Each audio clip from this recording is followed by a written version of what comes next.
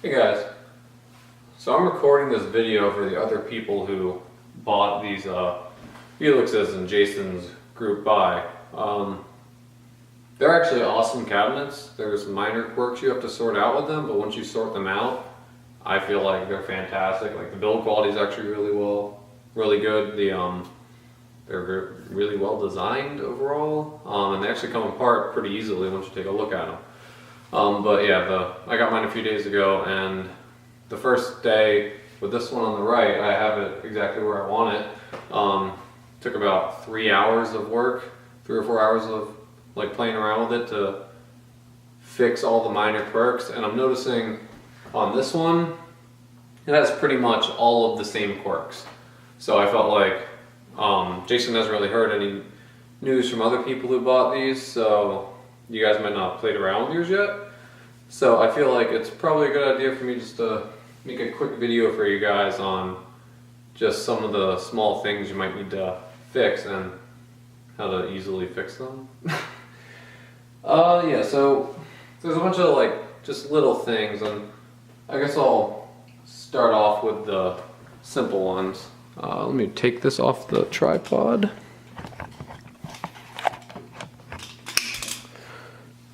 Okay, so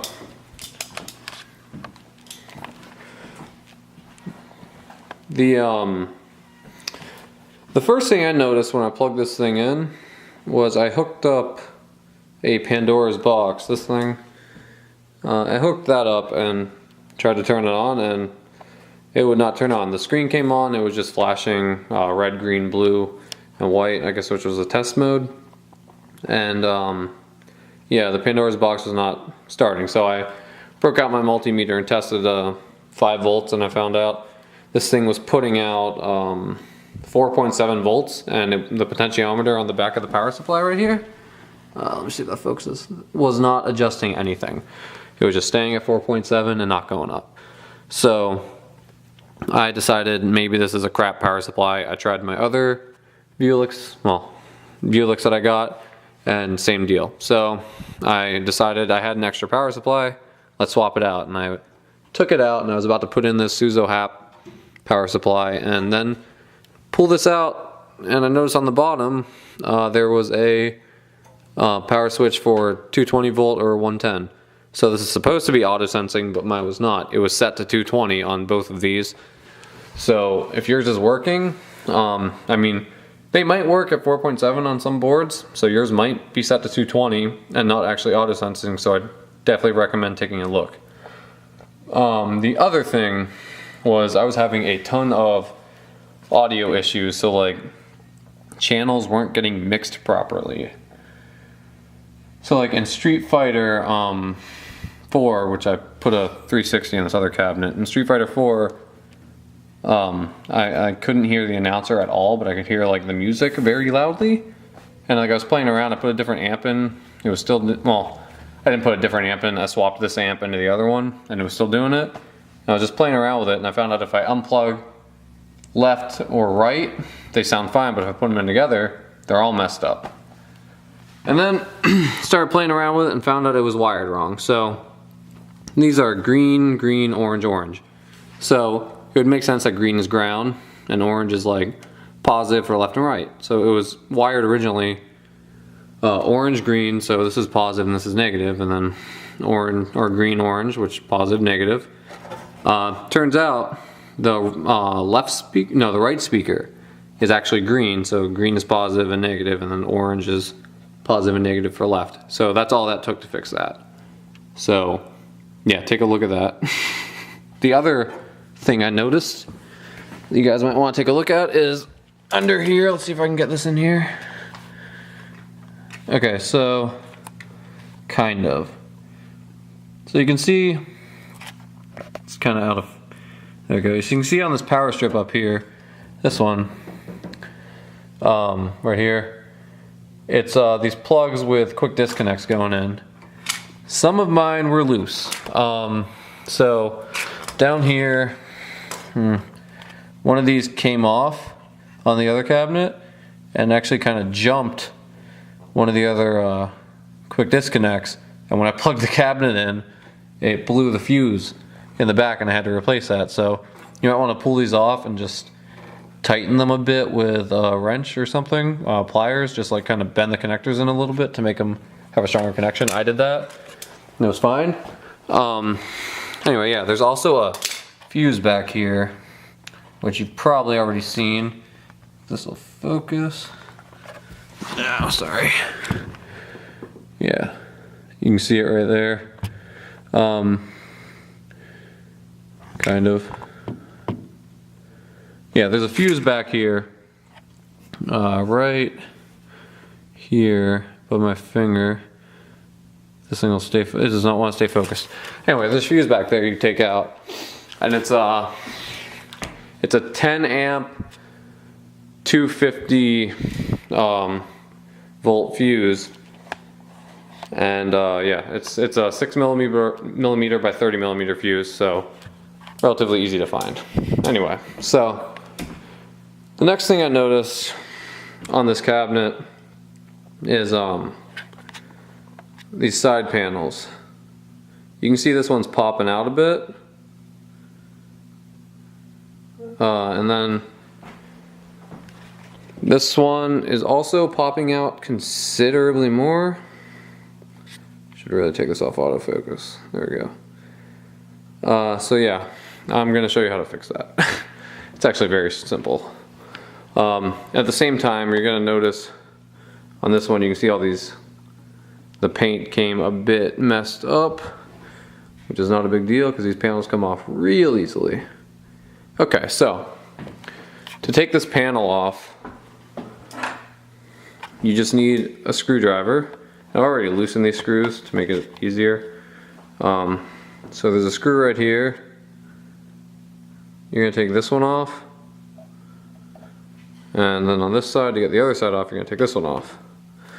So I'm gonna put this on a tripod.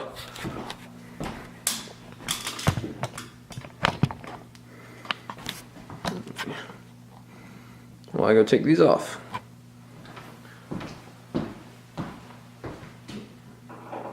I already loosened them so they come off easily. Alright, so when you take this off, maybe, when you take this off, this little metal piece on the front is going to come off. And there's a long screw that goes in the back. And you're going to do the same on this side. Again, this metal bracket holding it on comes off. Okay. Now,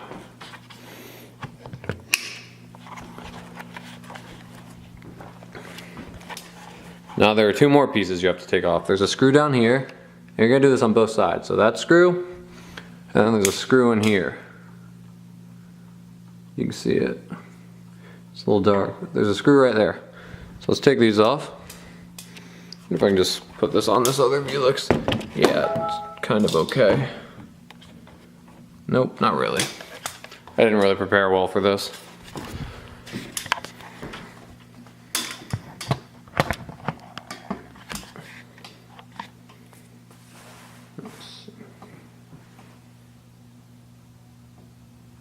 Okay, so take this one off.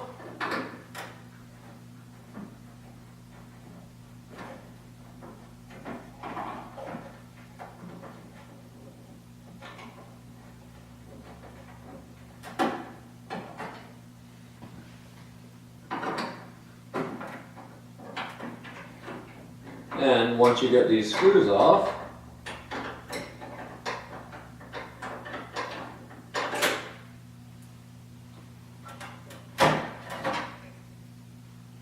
just lifts off. That's it. Put this somewhere soft.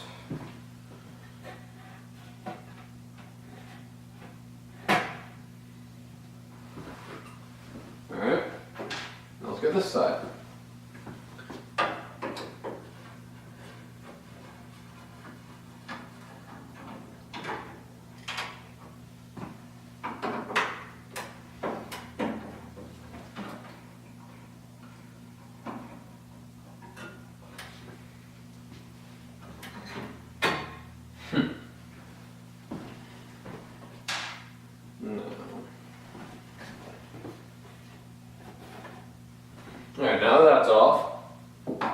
you're gonna laugh at what's causing this to pop out.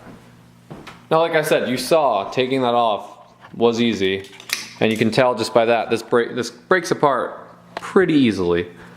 So I feel like it's actually fairly well designed, even if it is a Chinese Vewlix, which I started calling a Chewlix.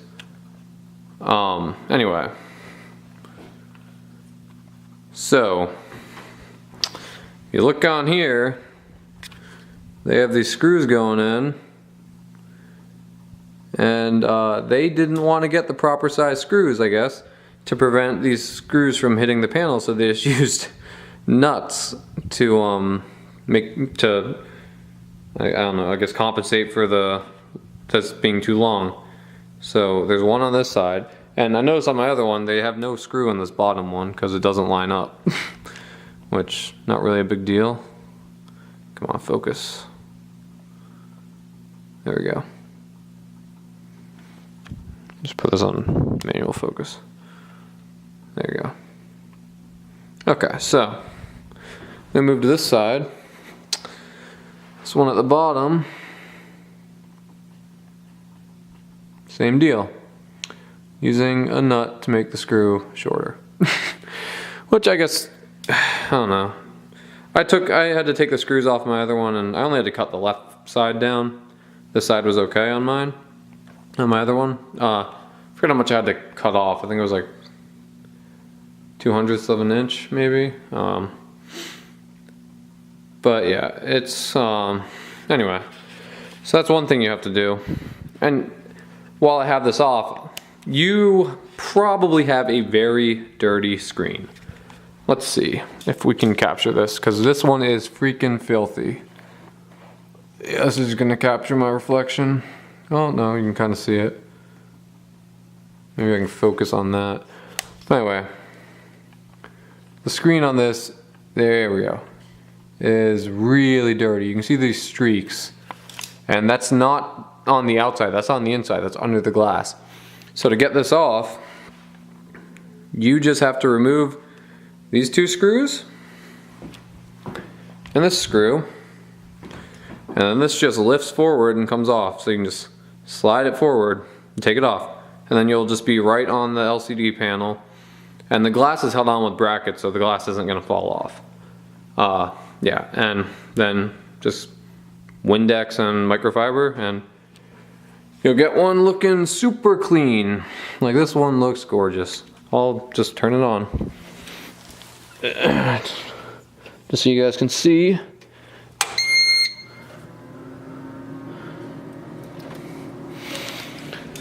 I put an Xbox 360 in this one, mostly to play Street Fighter, but I actually found out Super Meat Boy is freaking awesome on an arcade cabinet, so if you're into that type of thing, it works real well. But yeah, then I built a little converter box so the controls work.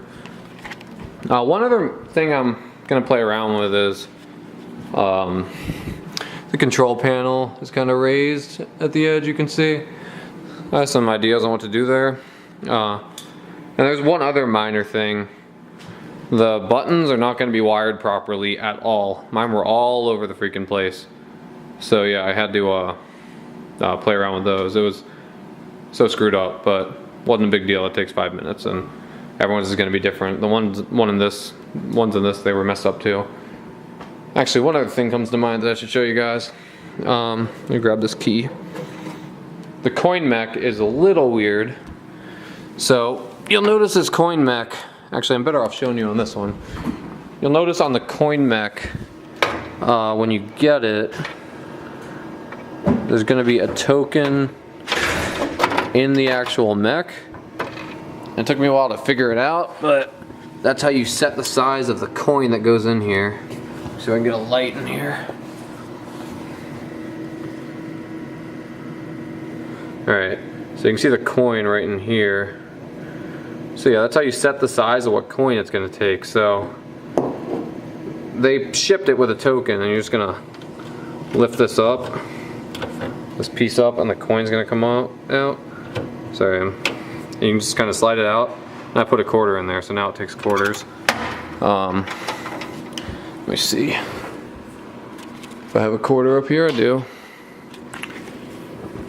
Otherwise, the coins just get stuck. But yeah, the coin mech was really interesting. Yep, and now we should have a quarter in here. Yep, there you go. Yeah, that's pretty much everything. So, actually I do have some minor issues with this VGA converter, but I think it might be a piece of crap and that's why. But I'm not using it anyway, but I'll probably play around with that some more. Because the one on this other Vewlix works fine. So I think this one's just broken. But yeah, overall really happy with them. Just you have to put in a little bit of work and then they turn out awesome. And if you want to wire up a coin button, they actually have a this JAMA loom. Somewhere on the loom they have these 3 edge connect, or not edge connectors, quick disconnects. One of them is ground, the other one is actually for the coin mech, and I forget what the third one is. What was that? I don't actually remember at this point. But yeah, it was something important. But if you wanted to like put a dedicated coin button, just one of these. That's pretty much it. So, have fun.